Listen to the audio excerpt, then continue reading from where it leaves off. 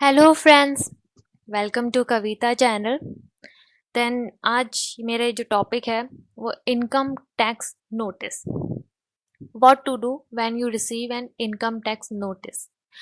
देखिए होता क्या है, इनकम टैक्स नोटिस काफ़ी सेक्शंस में डिवाइड होता है और हर सेक्शंस के अपने अपने मीनिंग होते हैं, अपना अपना सेंस होता है। अब डिपेंड ही करता है कि आपको इनकम टैक्स नोटिस किस पर्पज से आया है, तो उसे समझना बहुत ज़रूरी है। ज़रूरी नहीं इनकम टैक्स नोटिस अगर आ गया तो बहुत बिग प्रॉब्लम है, हमें एक बार उसका मतलब समझ में आ जाना चाहिए, देन कोई प्रॉब्लम नहीं होगी। Then let's start. सबसे पहले जब अगर आपको डिपार्टमेंट से नोटिस आता है तो keep calm and read the communication you receive end to end, work around the legalese and understand what exactly are they trying to tell you. Check the basics. इस टाइप का आपके पास central processing centre से notice आता है और ये कब आता है, जब आप डिपार्टमेंट को आप ई फाइलिंग या तो आप ई फाइलिंग कर देते हैं या फिर विद इन अ 120 डेज में आप डिपार्टमेंट में बैंगलोर में पोस्ट करते हैं, तो उसके अगेंस्ट में हमें ये मिलता है। इसका मतलब ये होता है कि सामने ऑफिसर ने हमारा चेक कर लिया है। तो इस तरह का आपको इंटीमेशन मिल जाता है अंडर सेक्शन 1। अब देखिए इस तरीके से आपको इंटीमेशन आ जाता है under section 143 subsection 1 of the income tax act 1961। अब इसका काफ़ी मतलब होता है। अब इसका मतलब ही समझना है कि ये क्यों आ जाता है और इसका मतलब क्या है। तो मेन चीज़ हमें ये समझना है। सबसे पहले तो आपको ये चेक करना है कि ये आप ही को ही मिला है ना, नेम एड्रेस, आपका पैन नंबर चेक कर लीजिए और सारी डिटेल्स एक बार बारीकी से देख लीजिए ताकि क्लियर हो जाए कि आप ही को भेजा। कई बार क्या होता है, गलत भी आ जाता है। ये 100% में 99 केसेस में नहीं होता, 0.99 केसेस में ऐसा हो जाता है। देन ये चेक कर लेना बहुत ज़रूरी होता है। और ये चेक कर लेना, is it really your name on the notice, is your pan number mention correctly, क्योंकि ये छोटी छोटी सी मिस्टेक्स होने के कारण भी हमें नोटिस मिल जाता है। विच assessment year is it mean for, who is the issuing officer, what is their designation and is there a document identification number, what is it, fine। ये सारी चीजें एक बार क्लियर कर लेनी। Next, figure out discrepancy. The new intimation format has two column, here's what is looks like. देखिए दो columns होते हैं और कैसे होते हैं, देखिए इस टाइप के होते हैं। तो दो कॉलम्स में आपको ये रिटर्न में आता है। एक कॉलम तो होता है अमाउंट्स डिक्लेयर बाय यू, जब आप आईटीआर फाइल करते हैं कि आपने अपनी तरफ से क्या अमाउंट्स फिल करें। और ये होते हैं amounts calculated by the IT department, कि आईटी डिपार्टमेंट ने खुद अपने अकॉर्डिंग कैसे कैलकुलेट किए। अब आप सोच रहे होंगे वो कैसे कैलकुलेट करेंगे। फ्रेंड्स, हम जो भी आईटीआर फाइल करते हैं जो इस कैटेगरी में आते हैं, उनका सारा इंफॉर्मेशन सारा डाटा आईटी डिपार्टमेंट के पास पहले से ही होता है। जब हम आईटीआर फाइल करते हैं तो वो क्रॉस चेक करते हैं कि उनके अकॉर्डिंग हमने फाइल किया है नहीं किया, क्योंकि उन्हीं को ही करेक्ट मानेंगे। तो उनके अकॉर्डिंग हमें टैली करना होता है। अगर थोड़ा सा भी डिफरेंस होता है हो जाता है तो वो हमें नोटिस इशू कर देते हैं। और वो डिफरेंस कैसे मेजर करना है, हमें इन दोनों को क्रॉस चेक करना है। ये जो आपको येलो कलर की जो कॉलम दिख रहा है वो हमने फिल किया होता है, वो इन्फॉर्मेशन होती है। और ग्रीन कॉलम में जो ऑफिसर ने जो चेक किया उसका इंफॉर्मेशन होती है। इनमें अगर डिफरेंसेस हो गया देन आपको नोटिस इशू हो जाता है। कई बार क्या होता है, सिस्टम जनरेटेड नोटिस भी होता है। सपोज यहाँ जीरो यहाँ नील लिखा है, नील है, तो उसके उस फेवर में भी आपको नोटिस आ जाता है। प्रॉब्लम कुछ नहीं होती, बस इतना सा होता है, तो इतना इशू होने की ज़रूरत नहीं होती है। Next, if a particular row show different amount in this two column, that is the source of your discrepancy। अगर अमाउंट ही डिफरेंट शो हो रहा है तो वहां पे हमें देखने की जरूरत है कि क्या कोई कैलकुलेशन मिस्टेक तो नहीं हो गई है। When can you expect to hear from the IT department, TDS amount error हो सकता है। एक तो बेसिक प्रॉब्लम हुई जो मैंने आपको बताया कि अगर एक कॉलम में नील है एक कॉलम में जीरो है तो कंप्यूटर सिस्टम जनरेटेड होता है, तो उसमें तो कोई इशू नहीं है। लेकिन अगर टीडीएस अमाउंट एरर है तो थोड़ा सा ध्यान रखना पड़ेगा। The most common issue with return file is often a mismatch in the TDS amount, क्योंकि सारा रिकॉर्ड पहले बता रही हूँ आईटी डिपार्टमेंट के पास पहले से रहता है। वो हम जो फाइल करते हैं वो उनसे टैली होना चाहिए, नहीं होगा तो डिपार्टमेंट हमें नोटिस इशू कर देंगे। समटाइम्स योर एम्प्लॉयर और डिडक्टर मे हैव डिले और made a mistake filing the TDS return, क्योंकि टीडीएस तो आप डिडक्ट नहीं करते, आपके डिडक्टर एम्प्लॉयर होते हैं। वो या तो लेट फाइल करते हैं या उनसे कोई मिस्टेक हो जाती है, तो फिर वो चीज़ हमें क्लियर हो जाना चाहिए। TDS amount error, if that is problem with your return, to request your employer to revise the TDS amount credit to you. Discrepancy in return filed by you, if the discrepancy is with the amount declared by you in the return you file, try to understand the difference. सबसे पहले difference को समझने की जरूरत है, hyper नहीं होना है ना टेंशन लेनी। डिफरेंस में arise because you may have forgotten to declare some income like interest from FD. छोटी मोटी चीज़ें कई बार हम भूल जाते हैं, लेकिन आईटी डिपार्टमेंट के पास इंफॉर्मेशन तो पहले ही रहती है, तो वहाँ पे थोड़ा सा डिफरेंस हो सकता है। You may have claim a deduction under the wrong section, या आपने सेक्शन गलत चूज कर लिया, क्योंकि हमें सेक्शन की नॉलेज जरूर होनी चाहिए, इसलिए कहते हैं सीए सीआई से किसी प्रोफेशनल से आईटीआर फाइल करवानी चाहिए। बट कोई बड़ी बात नहीं है, आईटीआर हम खुद भी फाइल कर सकते हैं, तो हमें सेक्शंस के बारे में पता होना चाहिए। You may have provide incomplete information, तो फिर आपको नोटिस मिल जाता है।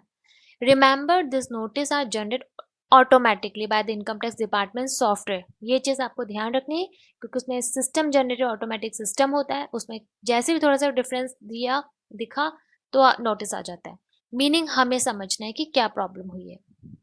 Sometimes you may have filed everything correctly to the best of your knowledge, but still may have received a notice. It's always good to have an expert look at your notice. Documentation. Sometimes the IT department would like to review certain documentation based on which your return were filed. In case of such a request, furnish the said document immediately. कोई issue नहीं है, documents जमा करवा दो जो वो demand कर रहे हैं। Tax return not file in case the notice to be remind. Notice आने का मतलब होता है जैसे आपको रिमाइंड करवाना, डिपार्टमेंट आपको बताता है कि ये गलती हमें नजर आ रही है, आप इसे ठीक करिए। In case the notice to be remind you that you have not file your tax return yet, do so without any delay. The IT department can remind you about unfilled return from the previous 6 assessment year. Delay in tax filing can sometimes lead to penalty up to 5,000 per year. 5,000 की penalty charge हो जाती है। If there are taxes unpaid, in such case delay filing, the SSC is charged 1% interest per month from the due date, और 1% charge भी interest हो जाता है। If you are not required by law to file a tax return, then reply to IT department, clarify this fact. Investment in the name of spouse. Many individuals resort to purchasing assets in the name of their spouse, children, other close family members in the hope of evading taxes. Tax बचाने के चक्कर में tax चोरी हुई। Asset in this case refer to any kind of investment like land, building, fixed assets, mutual funds, share, debenture. तो आपने किस purpose से कहाँ इन्वेस्टमेंट किया है, हमें वो शो करना होगा। Let's say you bought mutual fund in your wife name. As per section 64 of the Income Tax Act, any income you generate out of this mutual fund is still considered your income and you will be taxed for it.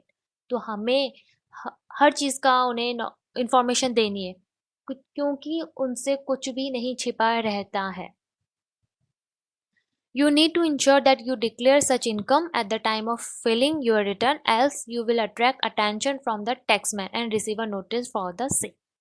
इस purpose से भी हमें notice मिल जाता है, तो हमें बस मेन पॉइंट पकड़ना है कि किस बात के लिए हमें नोटिस मिला है। High value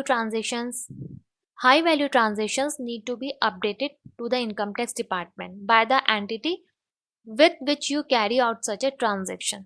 This is in order to ensure taxes are levied as required on each of these transactions in a timely manner. Failure to do so an invitation for a tax notice. High value transactions की कुछ भी आपने transactions किया, आपको उनको intimate करना होगा, बताना होगा। अगर आप छिपाओगे तो फिर आपको नोटिस आ जाएगा। What qualify a high value of transactions? Cash deposit in a bank worth rupees 10 lakh or more in a year. Credit card purchase of rupees 2 lakh or more. Mutual fund investment 2 lakh or more. Purchase of bonds and debentures worth rupees 5 lakh or more in a year. Sale or purchase of property worth rupees 30 lakh or more. Fine. तो ये सारी चीज़ें अगर हमने करी है तो हमें इसका डिक्लेरेशन करना ज़रूरी है, अदरवाइज नोटिस मिल जाएगा। नोटिस मिलने के बाद तो जमा करवाने ही, इंफॉर्मेशन देनी है। Non-disclosure of asset for wealth tax. If you own asset whose net value is over 30 lakh, you are liable to pay wealth tax at the rate of 1% of the amount that is above rupees 30 lakh limit. If you do disclose such asset that you own or do not pay taxes on them, there is a good chance that you might receive an IT notice. Assets can include anything from land, second home, car, yacht, gold, jewelry, antique art, etc. If you are unsure about the exact value of the asset you own, you can approach government approved valuers for this purpose. Random scrutiny. To enforce tax compliances, the IT department has started randomly scrutinizing returns under Section 143, subsection 3. If you receive such a scrutiny notice, don't panic, just follow these simple steps. Check the validity of the notice as well as the duration within which you have to respond to the assessing officer. सबसे पहले तो ये देखो time कि कितने time period हमें assessing officer ने दिया रिस्पॉन्स करने का. Usually a scrutiny notice served to the assessee within a period of 6 months from the end of the financial year. Very rarely notice related to older cases are also sent under section 148 if the assessing officer finds genuine reason to do so. Make multiple copies of the notice received. Submit document request along with a cover letter listing all the documents to the assessing officer.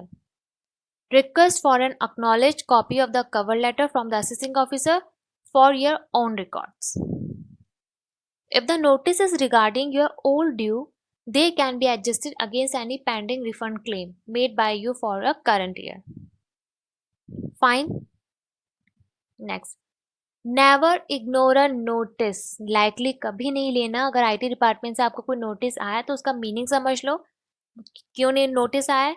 अगर simple सा है, अगर zero नील का difference है, छोटी सी different है तो कोई पैनिक होने की जरूरत नहीं है, लेकिन इग्नोर नहीं करना है, समझना है. Ignoring a notice from the IT department can prove to be expensive. Fines are usually imposed on the SSC who do not respond to IT notice. This can be highest rupees 10,000 rupees. Then आपको ignore नहीं करना है, notice का response देखना है. पहले तो देखना है किस बात के लिए हमें नोटिस आया. Then thank you friends for watching my this video. Then please subscribe my this video if you want to get more and more knowledge. Okay, and like, share with your friends, and take care. Bye.